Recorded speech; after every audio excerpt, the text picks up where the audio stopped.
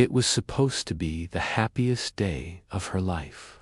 As Amira Lewis, a kind-hearted black woman from Atlanta, stood beside her, Daniel Whitmore, the mansion buzzed with excitement. The Whitmores were old money white, powerful, and proud of their spotless reputation. But just hours before the engagement dinner, Daniel's mother, Victoria Whitmore, handed Amira an envelope with a cold smile. "It's just standard procedure," Victoria said. "We've worked hard to build this family legacy. Sign the prenup or there's no wedding." The words pierced like glass. Amira had never asked for a dime. She loved Daniel, not his bank account. Still, she signed with shaking hands and a silent tear, never imagining the truth that would surface days later. Her last name would soon be worth more than the Whitmores could ever imagine. Amira never hid who she was.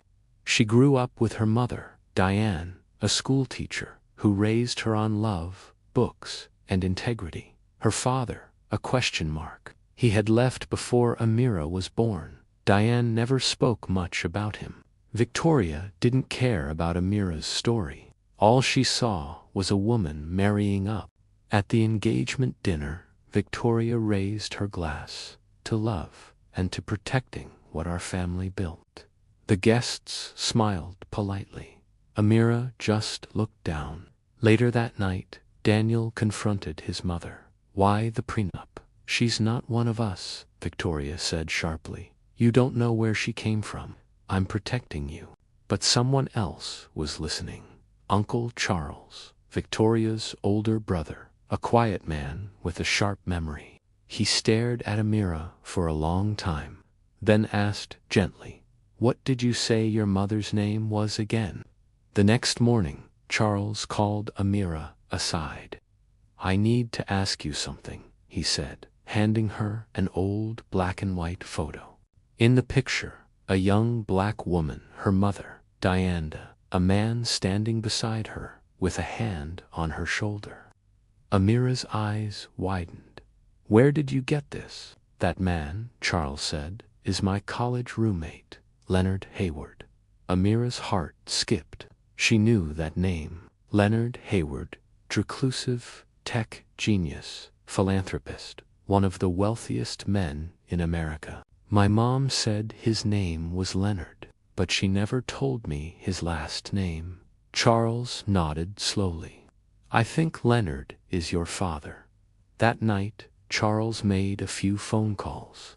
Within 24 hours, a DNA test was arranged, and 72 hours later, confirmed.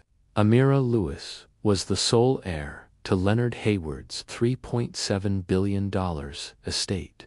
News travels fastest, fashionably in high society. Victoria Whitmore was in her garden when she saw the headline on her phone. "Tech billionaire's secret daughter revealed after 30 years." The picture underneath, Amira standing beside Leonard Hayward on the steps of his foundation headquarters. Victoria's face turned pale. Later that evening, she arrived at Daniel's condo, uninvited. "I just want to apologize," she began. "I didn't know who she was." Daniel looked her straight in the eye. "That's the point, Mom. You didn't care who she was. You just assumed." Victoria's voice cracked. "I was trying to protect you." Daniel shook his head.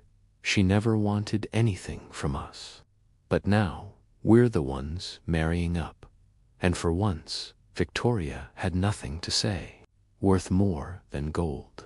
Weeks later, the wedding went on as planned, but this time, it was different. Not because of the billion-dollar inheritance, not because of the headlines or the attention, but because Amira walked down that aisle, knowing her worth not in dollars, but in dignity. Her father, Leonard, gave her away with tears in his eyes. Daniel stood at the altar, smiling with awe, and Victoria. She stood humbly beside Diane, finally realizing that true wealth isn't what you inherit. It's how you treat others, no matter what they have.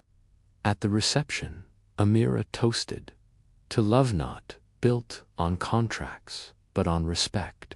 To family not measured by bloodlines or bank accounts, but by character.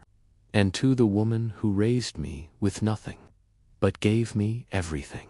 They thought she was marrying into wealth, but she was the one carrying a legacy the world hadn't seen yet. A prenup couldn't measure her value because real worth comes from within.